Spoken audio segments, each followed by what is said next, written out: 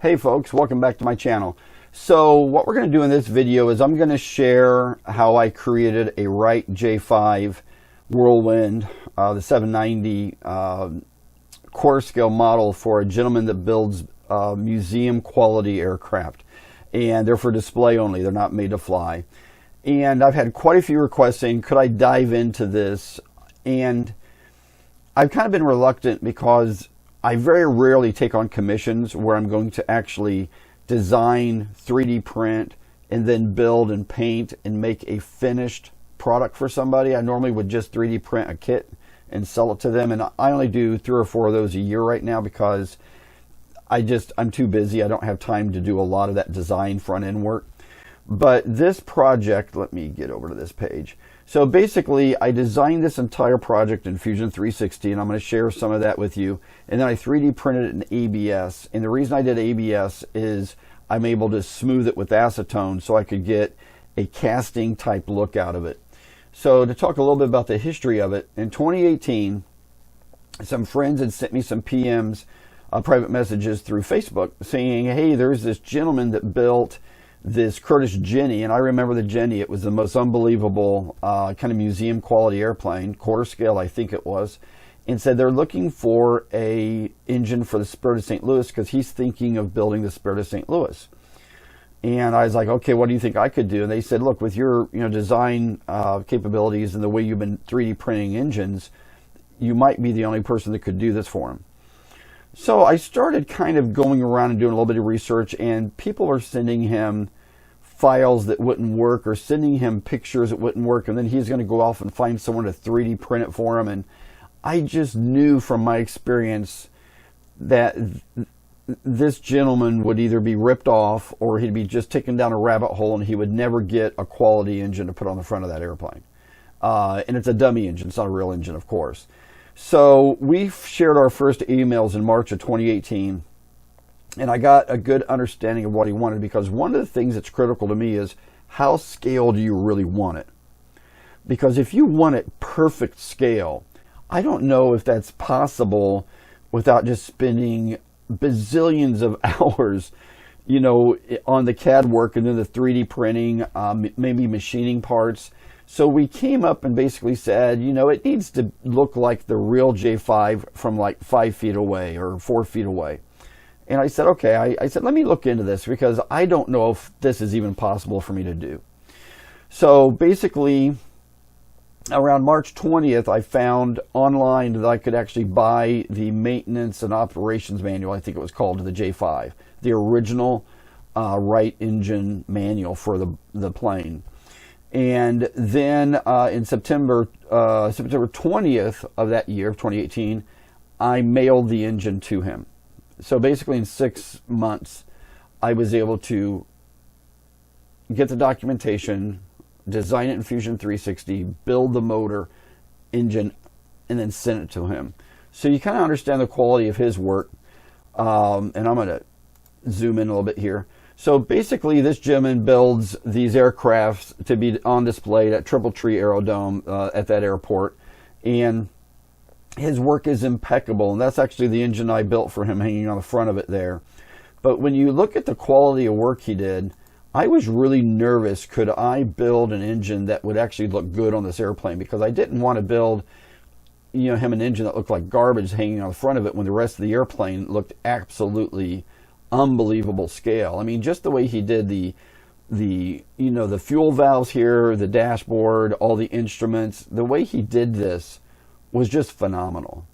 But real briefly, if you don't know who I am, I'm obsessed with giant scale airplanes, and that's all I've ever done the last 20 years of my life.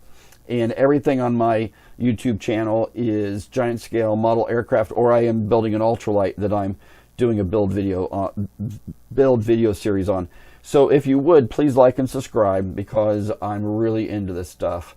And before we get too far, I want to talk about my sponsor real quick, RTL Fasteners. If you go to their websites, they have all the bolts and nuts we use in the hobbies, the servo screws, metric standard, blind nuts, you name it, they've got it. If you buy more than $50 worth of product and use code DA30, you will get 30% off your order. So let's go back to this screen right here, and then I'm going to go to this for a minute. Oh, before I start this, hang on a minute. One of the things I want to explain to people is when 3D printing has exploded. Everybody seems like they can buy a 3D printer, and I have two PRUSAs that are about 5 years old now. And there's things that you have to give and take, excuse me, give and take when you're 3D printing. If you print really, really, really fine, lots of layers, it takes forever to 3D print something. If you print it with thick layers, it prints much faster, but you end up with a lot of lines in it. And I'm going to talk about this a little bit later, but I want people to realize that when you're designing in Fusion 360, in your head you have to be thinking, okay, what layer thickness will I print that? How will I print it? What kind of supports will be needed? So you really need to be thinking that you're designing a 3D model to be 3D printed. Because some things can be designed in 3D, but when you go to 3D printing, it just doesn't work the way you thought it would, okay? So now let's get back into, this is the manual I was able to find online. I think I paid less than $100 for it. And it has some incredible details of the J5. And I needed to see all of this because just going to a museum and taking pictures of it isn't good enough. And I needed to see, you know, like on the upper left-hand corner there, the mags, you know, the cylinder, the rockers, the way the push rod housings worked. I needed to really understand this engine if I was going to design it in 3D. These cutaways helped massively understanding the airbox in the back and the way the carburetor worked and all the other stuff. And plus I needed scale documents that gave me numbers because I was going to build an exact quarter scale engine. And this manual, I would not have been able to do this project without finding this manual online. I mean, this is just unbelievable documentation I was able to obtain. And I poured through this for weeks before I actually started drawing anything in Fusion. And just making sure it was all right and I understood it. Okay? So now we're going to talk a little bit about the Fusion 360 side of it. This is the 100% complete Fusion 360 model. I don't know how many hours. I spent many nights, about 2 hours a night, 5 days a week, drawing this. And I would say it took me 2.5 months, 2 months maybe, to draw this and get it right. Now keep in mind, I did come back and do some revisions once I started 3D printing some parts and realizing that it wasn't looking the way I want it to look. And so creating this in Fusion 360 and then exporting the STLs and then producing the G codes with the thickness of the layers, it took some time to figure out how to do it. You know, some of the tubing you see on the airbox there, I really thought about getting a brass tube bender and trying to bend some of these radiuses. I was just afraid I couldn't do them all exactly. So I 3D printed everything. The only thing not 3D printed on this was the bolts and nuts, which were nylon bolts and nuts from McMaster Carr. You can buy them all the way down to 256, and you'll see in a minute they looked really good on the engine.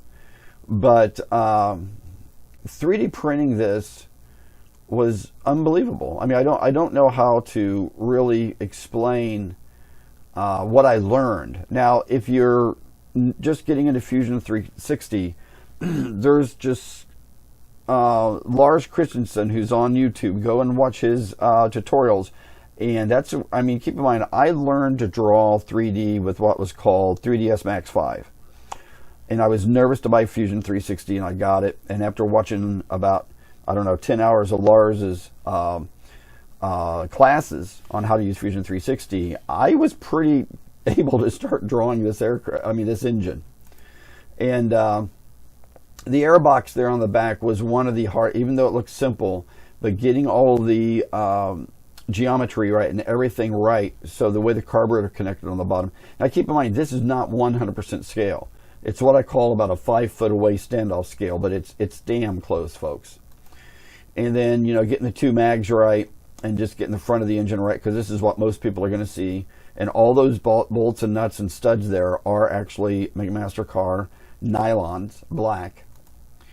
And People have asked me how many parts are in this, and I have no idea, because if you include the studs, the bolts, nuts, everything in this, I think it's over 400 parts is in the entire engine. So now here's where I first started 3D printing, just to experiment to see how things look. And you'll notice I printed with a pretty thick layer height. You can see all those lines in it. But in a minute you'll see how I made those disappear, and it's slicker than, I mean, it's really slick the way I got it to work. And here's me playing around with putting the mags on the front of it. And those black bolts you see are McMaster Carr nylon. A little bit closer here, you can see all the lines from the 3D printing, because I haven't smoothed anything yet. And I realized here that I was actually going to be able to 3D print this. I realized at this point I was going to be able to get this. I mean, keep in mind that engine mount, that yellow engine mount, is 3D printed. So I was really super psyched that I was going to really get this thing to work. And I just kept moving on. And real briefly though, when I was talking to this gentleman, his name's Tyler Galt, and really neat gentleman. When we were first talking about, he wanted me to come up with a price. And really, to be transparent with everybody, I wanted to do this project because I want to be a part of it. So I charged him the minimal of materials and some filament time and all, I mean, the filament and the time on the printers. So I charged him virtually nothing in comparison to what I would charge if somebody commissioned me to do this now. I wouldn't do this for less than $2,000 now, and nobody's going to pay me $2,000 to build one. But I would never do this again. I did it because I wanted the challenge to see if I could do it, and I wanted to help the guy out. And as you can see, this really was starting to come together in an engine. So what I'm going to show you now is something I really want you to think about, but I don't want you to do.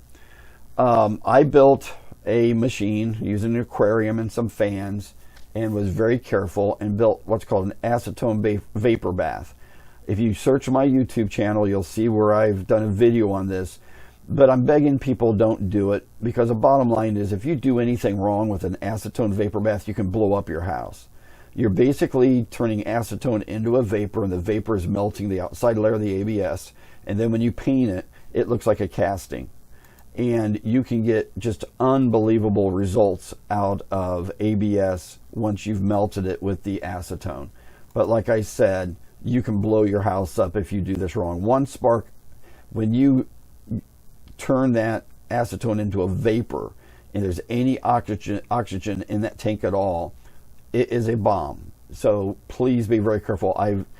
I know how to do it. I've grounded my tank. I've got anti-spark stuff, but I don't want you just to go off and build an acetone vapor bath. But I was super excited with the way this was really starting to turn out. And you can see here where I started to put some of the parts on just to make sure that the engine was kind of matching all the pictures I had and all the looks. Even though I had drawings and I had the manual, I wanted to visually make sure that the proportions and everything were right. And it was. And as it came together, it was just super exciting. Keep in mind, all the bolts and nuts on this are from McMaster Carr, the little nylons, black ones, which a lot of these were just pushed in there for just setting it up. I did turn around and put studs in there with nuts on them to make it look like the real airplane on a lot of this. And the tubing back there is 3D printing on the airbox or the intake manifolds. This is me playing around with some aluminum covers for the push rods. This is the engine as it's starting to come together. And it was just one of the most fascinating. Oh, on that last one, you can see the little aluminum right here shafts that go out to the magnetos. I actually got those little aluminum shafts in there. That came from my McMaster Carr. I think that was 3/32 tubing right there, aluminum tubing. Here's the cylinder heads, or the cylinders, I'm sorry. This is the two magnetos on the front of it. And this is the intake manifolds painted. This is what the magnetos looked like, and a quarter there for scale. This is the back of the airbox.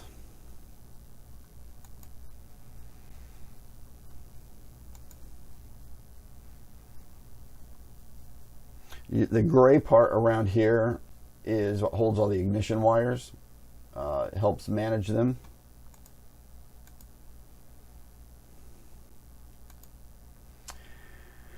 And this is where the engine started to come together. Now, there was a little bit of discrepancy between what him and I were visually thinking he wanted. I couldn't find an actual picture of the Spirit of St. Louis J5. I was looking at the J5s from the factory, and a lot of those had chrome exhaust or they had black exhaust. Some of them had the kind of tan crankcase, others had the black. So he was able to actually paint the crankcase, which he did a really good job taking part of the engine back apart. But I shipped it to him basically looking like this, and you'll see in a minute that he needed the crankcase to be a different color. And this is right before I put in all the ignition wire. This is all the ignition wire going in. A little bit better close-up of it. And that was 100% finished product that was going to be shipped to him. And this is what it looked like once he put it on the engine. So he actually painted some of the stuff to make it actually match the J5 that went into the Spirit of St. Louis, which I didn't have the information when I was building it. I think he found it after we had talked, and because I could have painted it like he needed. It just, I'm not sure where he got the data later on. So that's the kind of story of my J5. One of the things I really want people to think about, though, is if you're a designer or you're a creator or you're a maker or whatever the word is nowadays, there's a certain level where our self-confidence, we push that. We ask ourselves, can I do that? Because I kept telling him very upfront, I'd really rather you not to build this airframe until I know I can build the engine. And once I started doing it in 3D and sharing him the pictures, he was all fired up. And I said, yeah, but I haven't 3D printed anything yet. Let's make sure I can 3D print it. And I did. I shared all the pictures on my Facebook during the entire build sequence. And when it was done, I was extremely proud of it. But going into it, I was terrified. Because when I get commissioned to do things for people, I really don't, how do I say this? I don't like to take on commission projects. I just don't like to do it. But when I do, I have to have fun, and I have to be committed, and I have to know I'm going to get it done for the person. And there's a kind of a teeter-totter there where you promise somebody something and can't deliver, and then you feel like crap. And I've seen so many people design things for people that don't work, that I don't want to be that person. I know a person that tried to build landing gear sequencers and all this stuff, and it was disaster, where my friend Berger can design one in an evening, get the printed circuit board done for me, and send it to me, and it works perfect. So all I'm trying to say is that I've had probably 100 people in the last 5 years come to me and say, could you build this airplane for me? Or could you build, or could you design this landing gear for me? I would say 1% of the time I say yes. And normally the reason I do it is because A, you're not a jerk. You're an aviator. You're a model airplane enthusiast. When people reach out to me that have nowhere else to go, I normally will try to help them. And sometimes I'll wait a year before I can get to it. But I guess I'm babbling, but I guess what I'm trying to say is we don't know what we're capable of until we try it. And sometimes you have to weigh, if you're trying it, if it doesn't work, is it only affecting you or is it affecting somebody else? So be very careful when you promise people that, yeah, I can build it for you. Because you're going to have to build it for them. You've promised them. If you're building it for yourself and it fails, it's one thing. But I know there's a lot of people out there right now that go to 3D printing people and go to this and say, I want this, and they get it and it looks like garbage. And they don't necessarily understand what they're buying is just a 3D printed model. It's not painted. It's not acetone vapor bath. It's not got the bolts and nuts, you know, that I get from at Master Car. There's no TLC put into it. Because a gentleman reached out to me one time and said, I want you to build me literally a half-scale, big old radial engine. And I told him I just didn't have the time. And he was a little bit snooty and says, well, there's plenty of other people who do it. And he went out and got it done, and it looked like complete garbage. And he reached back out to me and said, hey, Dag, whenever you got time, I'd like you still to build me a half-scale engine. And I said, I'll do it. And I've already done it, and he's got it, and he's happy with it. I mean, that was last year. But the engine he got looked like complete garbage. I mean, it was a turd. Because it didn't have any of the ignition wires. It didn't have push rods. It didn't have anything with it. So all I would say is, if you're a maker, make sure you can make it for a person. And if you're the buyer, get to know the person, find out what they're like. If they've really done a lot of these, ask them for references, what they've done. Ask them to send you pictures. I would say 80% of what I've done, I could send pictures to people and show you what I've done. Some people have NDAs with me, which I can't share what I've done for them. And believe me right now, wait a minute, this is a disclaimer. I'm not looking for any work. I'm not looking to do any commissions right now. I'm backed up 2.5 years right now. I'm doing one special engine by the end of July for a friend that I'm fitting into my schedule. But I've got a family and a real job and my hobby, and I maybe do 2 or 3 commissions a year, actually 1 or 2 right now. So I'm not looking for any work. Now, all of my files and everything I've ever designed right now live on my Patreon. So I'll put a link to my Patreon. I mean, I think it's as cheap as $5 a month. You can log in there and download everything and then cancel if you want. You're getting a lot of hundreds, if not thousands, of my hours for $5. But if you're my supporter and you really want to support what I do, stay a member for at least 4 or 5 months. Don't just join and cancel. So I'm going to quit babbling because this is going on way too long. But I wanted to share this project because this is one of the most meaningful projects I've ever done. Number one, the guy was fantastic. He's a builder. He's an artist. Very much a gentleman. Great personality. I love working with people like that. But I've also had jerks reach out to me and say, oh, I need to design this engine. And I'm like, well, I don't like to design the engine. I probably got the engine already designed. What diameter does it need to be? 16 inches. Okay. 3D print, send them to them. It comes back and they go, oh, it's too small. And I'm like, you're the one that gave me the dimensions of the engine. I was wrong. Can you print me another one? And can you do it for half the price? Kiss my ass. So, you know, people, all I'm trying to say is, when it comes to building what I call artwork, you've got to really be committed, and you got to really, really be willing to get all the way through it with somebody. You know, you might hit a couple of stopping points, but you just got to keep going. So I'm done babbling. I'm sorry, everybody. I'm just so passionate about doing right for people. I'm so passionate of making sure whatever value I bring to the table, that it's felt on the other end. So yeah, so that's it. So this was the video about the J5. And that's it. I will see you next time. I'm trying to think if I forgot anything, because I try to look at all my notes down here, and I think I covered it all. But I'll see you next time. Everybody have a rockin' night. Remember what I always say, take a kid flying. We need youth in aviation.